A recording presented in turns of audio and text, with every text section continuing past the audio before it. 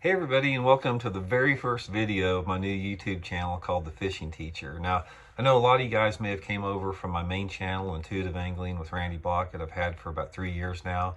But this channel, The Fishing Teacher, what I wanted to do was to create a channel that gave everybody the basic foundation of how to fish, how to catch fish, not just bass, but all the different species of fish. On this channel, we're going to be talking about everything, just any type of fishing that you can talk about. But what I wanted to do is I wanted to give everybody just a ground level introduction to how to do some basic things, because a lot of people don't know. Everybody starts out fishing at some point, so we're going to start off. In today's video, we're going to be talking about how to rig a Texas rig worm. Now, if you're not familiar with bass fishing, the Texas rig worm is probably the most #1 effective bass catcher in the history of bass fishing. There's probably been more bass caught on a Texas rig plastic worm over the past 60 years than any other lure category. So it's a lure that you definitely want to learn how to fish right off the bat. So what I'm going to do is I'm going to show you guys exactly how to rig it from start to finish, so you guys will know how to do it. So the first thing we'll talk about how to tie a knot later in the later videos, but I'm just going to go ahead and tie it, without showing you, but I'll do videos in the future with that. So the first thing you want to do is you want to take what is called a slip sinker. Now this is a tungsten slip sinker, and it's a tungsten weight that's hollow in the middle. And what you want to do is you want to come in with your fishing line here and put it right through the end there. And this is called a slip sinker because it slides back and forth like this. So this is what provides the weight to allow your worm to sink. So that's the first step, is to put your sinker on. Now the sinker size varies. This is a 3/16 ounce size here, but sinkers vary anywhere between a 1/16 of an ounce all the way up to 2 ounces, depending upon how heavy the cover you're fishing, or how deep the water is, or how hard the wind's blowing. All those determine the size of sinker that you want to use. But overall, you just want to use the sinker that is most efficient, and we'll get into that at later videos. So I got my slip sinker on there. The next thing you want to do is to take your worm hook. Now this is what is called a EWG worm hook, because it's got an offset part of the hook here. I'll show you how to rig the worm, but there's different variations of worm hooks. This particular one's called the EWG, which is a very popular hook. It's very user-friendly, and that's what we're going to tie today's worm with. So I'm going to start out by tying my knot, and like I said, I'll do some videos here in the future on different type of knots to tie, because there's a wide range of knots out there. But I'm going to tie, this is just a simple clinch knot.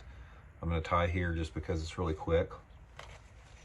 Thing about knots, guys, is once you get good at it, you learn to tie it like, you use your lips, you use, your fingers, everything. There's a lot of different things to do it. So, got our hook on there. So this is the way it looks before we put the worm on. You've got your slip sinker and your hook like that. The next thing we're going to do is we're going to get our plastic worm.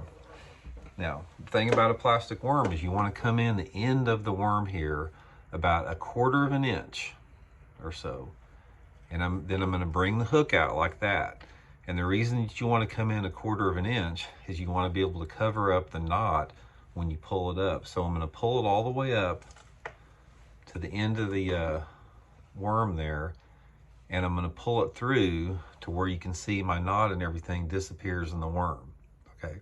Now the next thing you want to do is you want to take the hook point and you want to go all the way through the center of the worm, like bunch it up like this. You got to bunch it up a little bit, because this is what happens if you don't. If you don't bunch it up, if you just try to put it in the worm will be crooked like that.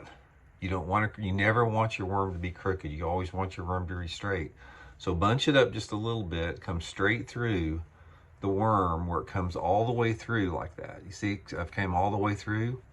And then the point of the hook there, see the point? You want to take the point and just put it barely back into the worm, and that's what makes it weedless. So now we have a completely weedless Texas rig set up that's straight. And when I pull my slip sinker down, this is what it looks like with that. Now, one of the things you can do if you're fishing heavy cover, a lot of times if you cast around some trees or something like this, your sinker may get caught up on the limb and it causes, or your sinker may enter the worm, and the sinker may enter the water, and the worm gets caught up, and it'll cause the sinker to fall to the bottom, and your worm won't fall to the bottom. So one of the things you can do is to do what we call pegging a Texas rig, and take a toothpick, just a regular round toothpick like this, and come in the bottom of the slip sinker like that, and then break it off in the worm. That way it stays stationary in there. And then you pull it straight down, and there you got your Texas rig worm.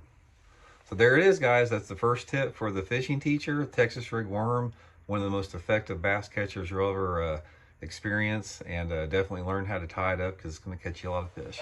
See y'all next time.